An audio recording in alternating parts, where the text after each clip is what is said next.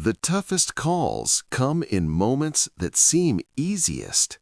Most people don't understand this. During crisis times, everyone becomes careful, analyzes, consults. But the real test of leadership emerges when everything appears normal.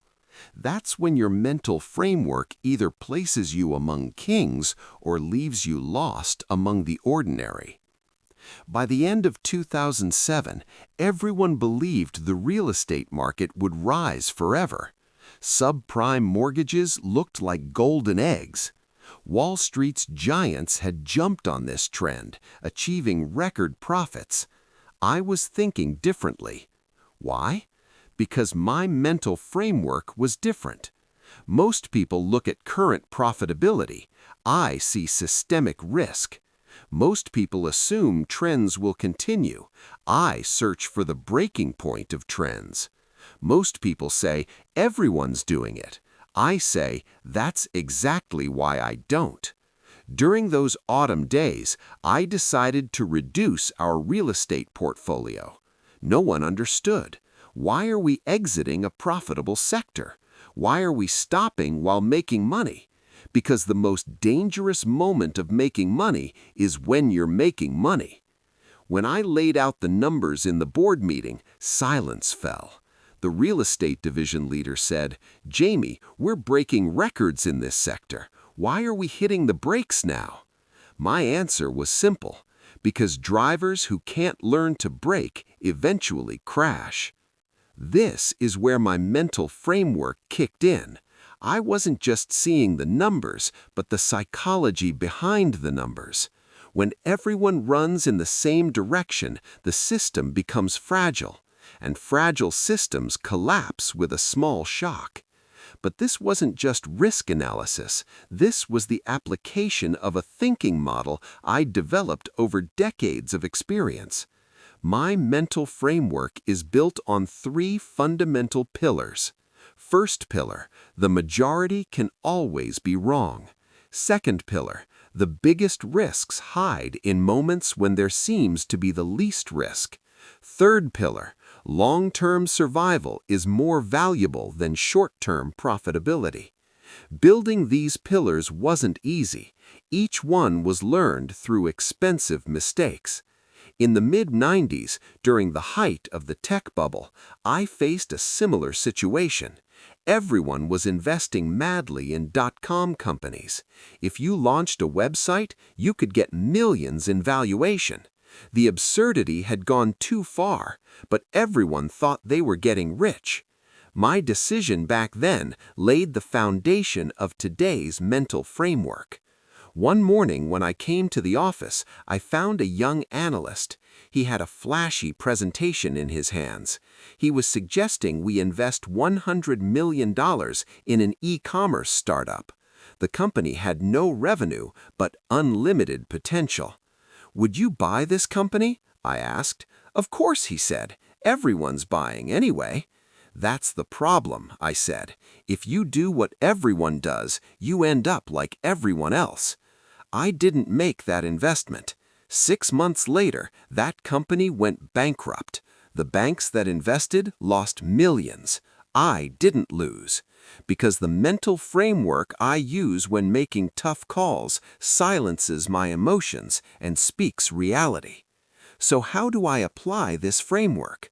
Before every major decision, I ask myself the same questions. Can this trend last forever? If everyone thinks the same thing, where might I be wrong? Is today's gain the seed of tomorrow's loss? These questions don't provide comfort. These questions cost sleep. But these questions create wealth. When the 2008 crisis came, the value of my mental framework became apparent. Because we had reduced our real estate positions beforehand, we didn't experience the disaster that other banks faced. In fact, while our competitors were failing, we were able to buy their assets. The night Bear Stearns collapsed, at the emergency meeting at JPMorgan, everyone was in shock. How could something like this happen? They were asking. I wasn't surprised because my mental framework had accounted for this possibility. "We're buying Bear Stearns," I said. The room froze. "Impossible," said our CFO. "Too risky. Who knows what will come out of their books? Not taking risk is riskier. This opportunity won't come again." What would you have done? When everyone was running away, would you have run too? Or do you have the courage needed to see opportunity? This courage isn't gained by counting money in safes. This courage is developed by testing and refining your mental framework. During the Bear Stearns deal, I didn't sleep for 48 hours. I analyzed every detail, calculated every risk, but most importantly, I trusted my mental framework. My framework told me systemic crisis offers historical opportunities to those who stay strong. It consumes the weak, feeds the strong. We closed the deal for $2 billion. A year later, that acquisition was worth $20 billion. My mental framework had proven right once again. But the story doesn't end here, because the toughest decision wasn't buying Bear Stearns. The toughest decision was knowing I wouldn't sell it. At the beginning of 2009, our stock prices were very low. Investors were pressuring us, saying, "Sell Bear Stearns, convert to cash." Market sentiment was so bad that analysts were writing JPMorgan might collapse too. During those days, I experienced moments that tested my mental framework the most. One evening, my wife and I went for a walk. "Everyone's telling you to sell," she said. "What if you're wrong?" I stopped. I looked at her. "I might be wrong," I said, "but my framework isn't." What kind of confidence is this? This is confidence in a mental system that's been tested, refined, and proven with money for years. My framework told me decisions made during panic moments are mostly wrong decisions. If your long-term plan is solid, ignore short-term noise. I didn't sell Bear Stearns. 2 years later, that investment had become one of our bank's most profitable departments. Those who pressured me to sell were now calling it a genius move. Not genius, just the right mental framework. Where does this framework come from? Experience? Education? Talent? None of these. This framework is learned by suffering the pain of wrong decisions. Early in my career, I made emotional decisions. If the market was rising, I bought. If it was falling, I sold. I behaved like most people, and I got results like most people. The turning point happened in 1998. The Russian crisis had shaken all markets.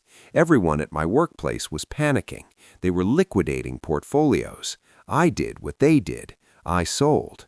3 months later, when markets recovered, the positions I sold had risen 80%. That day, I made a promise to myself. I would never make emotional decisions again. I would develop a mental framework. From that day on, I started filtering every decision through this screen. Is this decision the same as what the majority makes? If so, why am I not thinking differently? If this decision is wrong, what signals might I be missing? How will the consequences of this decision look 3 years from now?